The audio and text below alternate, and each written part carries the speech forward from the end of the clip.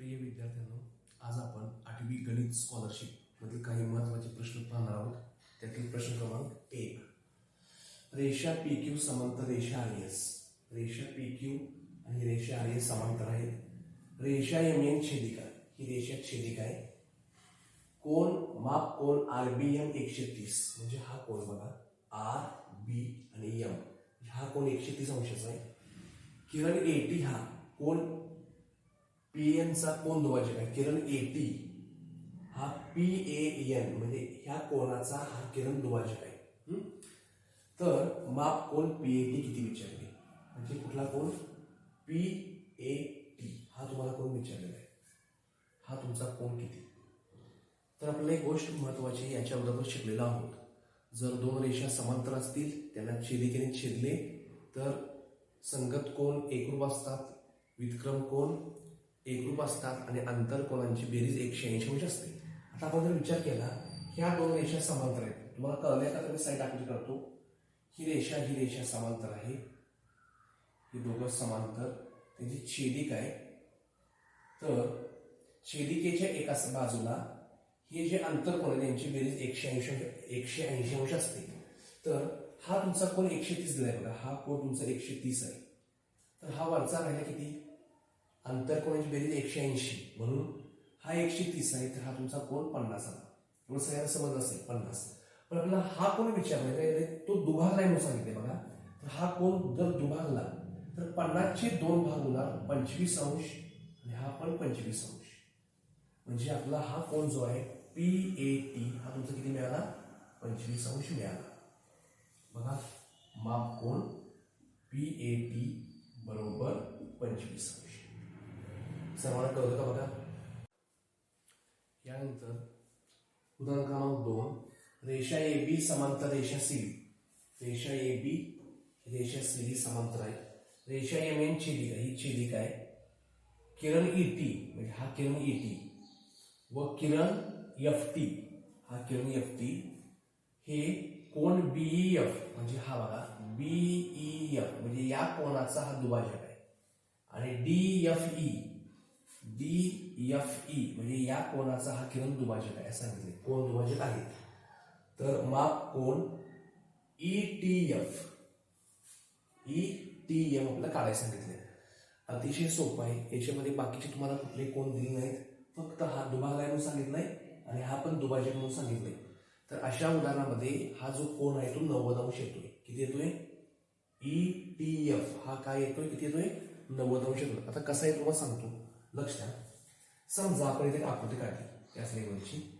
ही रेषा समांतर आहे, ही छेदिका आहे. आता तुम्हाला एक बेसिक गोष्ट महत्वाची, अंतर कोणाची बेरीज 180 अंश असते. ठीक आहे. मी काय करतो, हा वरचा कोण 100 घेतो, किंवा हा वरचा कोण 100 घेतोय, तर हा आपला 80 अंश येणार. एवढं सगळ्यांना कळलं का?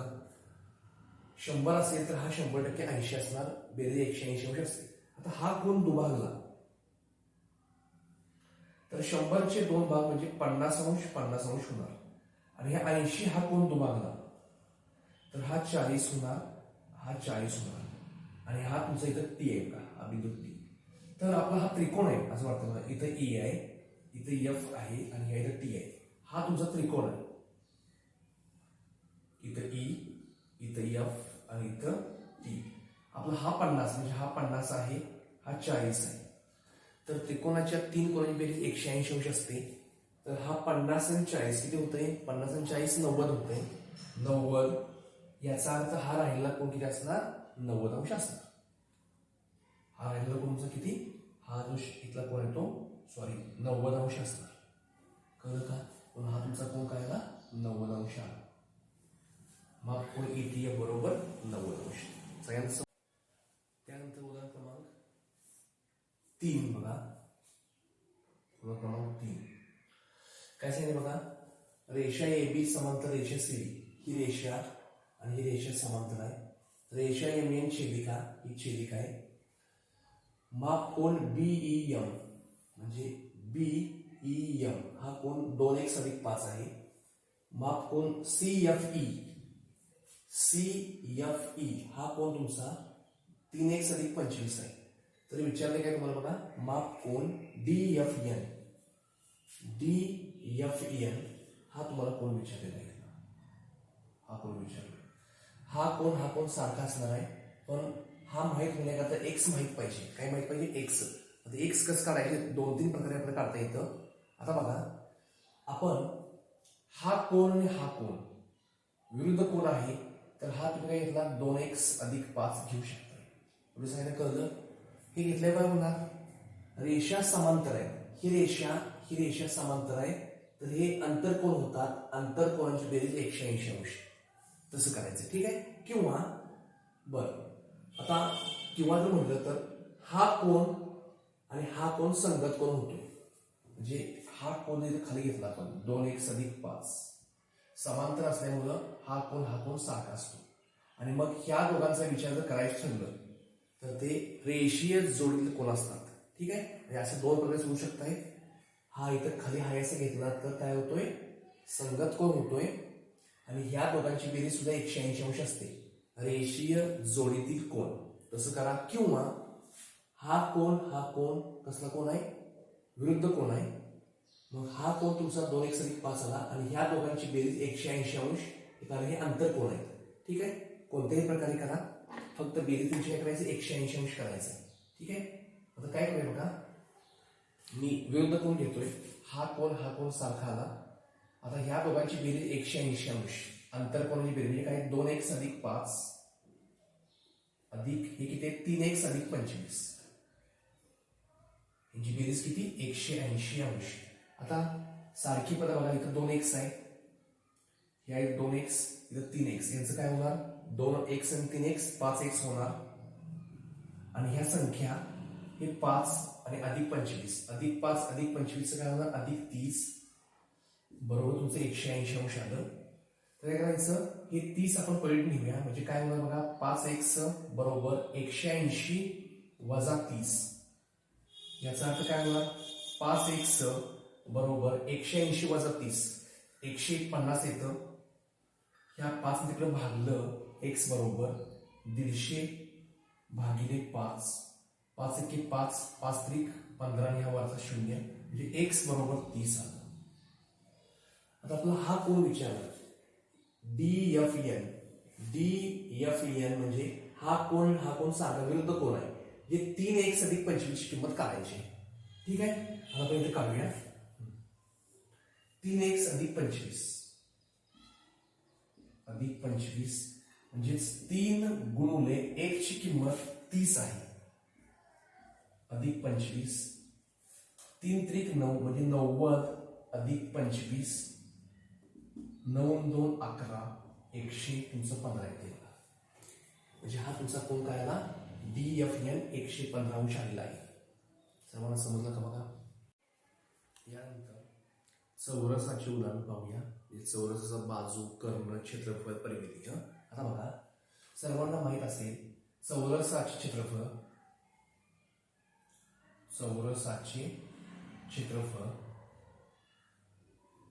बरोबर बाजू वर्ग. सूत्र क्रमांक 1, बाजू दिली असता क्षेत्रफळ काढणे, बाजूचा वर्ग. किंवा अजून एक आहे कर्ण वर्ग छेद 2. बाजू वर्ग किंवा जर कर्ण दिला त्या कर्णाचा वर्ग करायचा भागिले 2. सर्वांनी लक्षात ठेवा. ठीक आहे? मग हे सूत्र पाठ असेल तर आपल्याला याच्यावर उदाहरण महत्वाचं पेपरला येऊ शकतं. तर व्यवस्थित लक्ष द्या.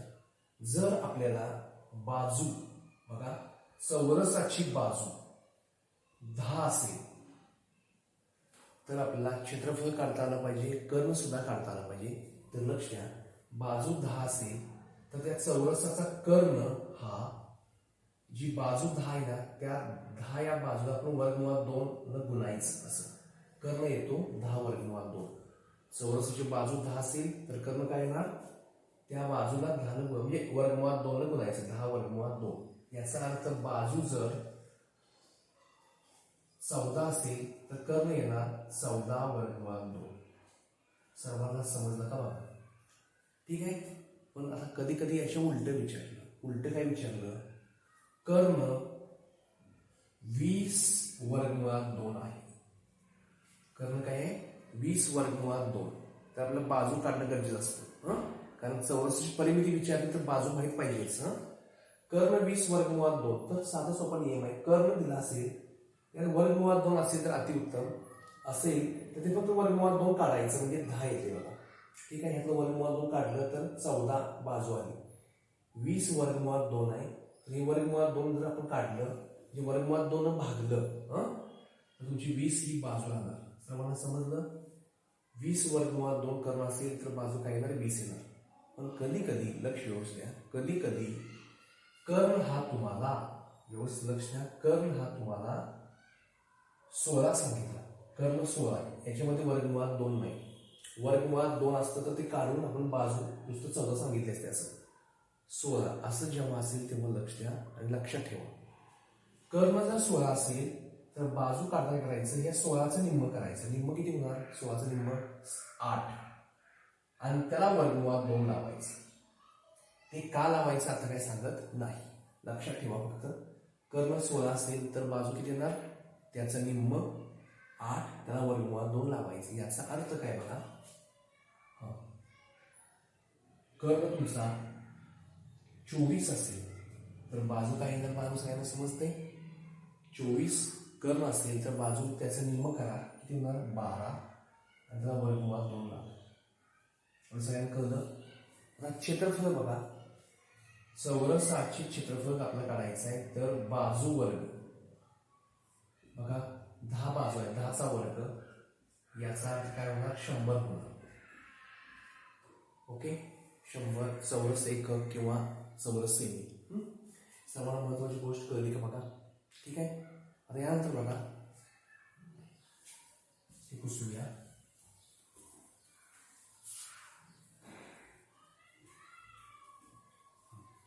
आणि चौरसाची जर परिमिती म्हणलं,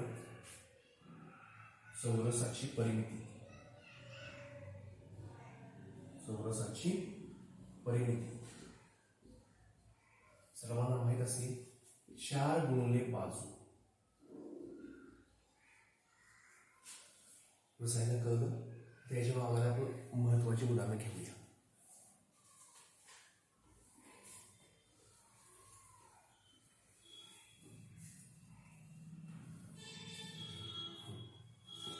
उदाहरण क्रमांक 1.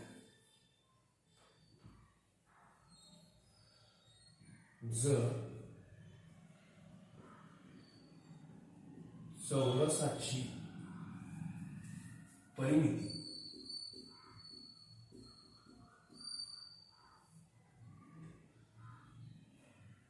20 सेमी असेल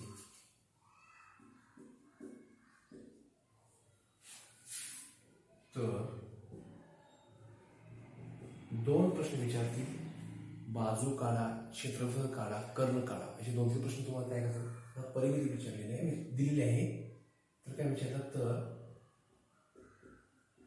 चौरसाची पहिली गोष्ट बाजू काढूया. 1 नंबर बाजू, 2 नंबर कर्ण पण काढूया आणि 3 नंबर क्षेत्रफळ सुद्धा काढूया.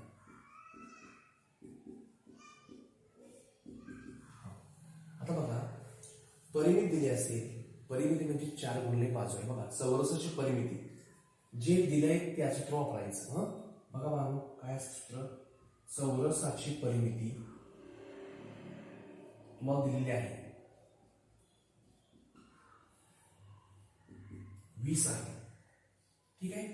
सूत्र काय आपल्या परिमितीचं? 4 गुणिले बाजू. परत लिहूया साईडला 4 गुणिले बाजू म्हणजे हे 20 तुमचं हे 4 पलटी गेलं तर काय येणार? बाजू बरोबर 20 भागिले 4.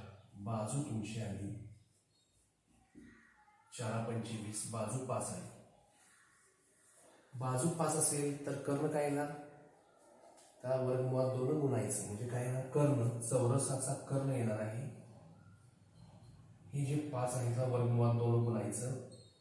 आणि क्षेत्रफळ काढायचं असेल, लक्ष व्यवस्थित, तुम्हाला दोन्ही पण सगळं माहित पाहिजे. तर क्षेत्रफळ काढायचं असेल तर तुम्हाला दोन्ही पण गोष्टी माहित पाहिजे. क्षेत्रफळ कसं असतं? बाजू वर्ग म्हणजे काय करायचं? बाजू वर्ग वापरलं याचा अर्थ फक्त 5चा वर्ग 5 वर्ग काय आला 25 आला. ठीक आहे. आणि एखाद्या वेळेस तुम्हाला कर्ण दिलाय आणि क्षेत्रफळ विचारले कसं करायचं, कर्ण वर्ग छेद 2. आता कर्ण हा याचा वर्ग करायचा, याचा अर्थ काय करायचं 5 वर्गमुळात 2 याचा वर्ग छेद 2. आता वर्ग करत असताना जरा काळजी घ्या, इथं 5 आहे, हा कंसाचा वर्ग केलाय. 5चा वर्ग काय येणार, 5चा वर्ग 25. मध्ये ते गुणिले चिन्ह असतं. वर्गमुळात 2चा वर्ग म्हणजे वर्गमूळ आणि वर्ग कट होणार, एकमेकाला नाहीच होणार. वर्गमूळ वर्ग राहिले 2 म्हणजे वर्गमुळात 2चा वर्ग हा 2 येतो. लक्षात ठेवा नेहमी. म्हणजे काय, वर्गमुळात 7चा वर्ग केला तर याचं उत्तर 7 येणार. वर्ग आणि वर्गमूळ कट होतं. ठीक आहे. तसं वर्गमुळात 2चा वर्ग काय 2 आला आणि छेद तुमचं 2 होतं, त्यामुळे हे 2 2 कट होते. उत्तर 25 आलं.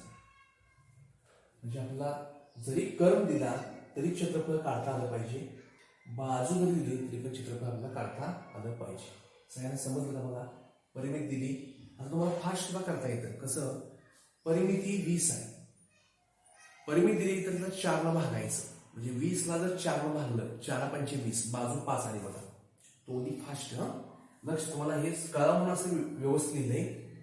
तर तुम्हाला स्कॉलरशिपसाठी किंवा तुम्हाला व्यवस्थित पटकन उत्तर पाहिजे असेल तर काय करायचं, परिमिती 20 आहे तर त्याला 4 भागायचं, 4 पंचे 20. कळलं. मारणार कसं, छोटी संख्या आहे, 4 पंचे 20, बाजू 5 आली आणि त्या 5चा वर्ग 25, क्षेत्रफळ 25 आलं. क्षेत्रफळ 25, कर्ण येणार तुमचं, बाजू 5 आलेलं आहे, कर्ण येणार या 5ला वर्गमुळात 2 लागायचं असतं. ठीक आहे. कसंही करा, फक्त उत्तर व्यवस्थित होते. परिमिती क्षेत्रफळ.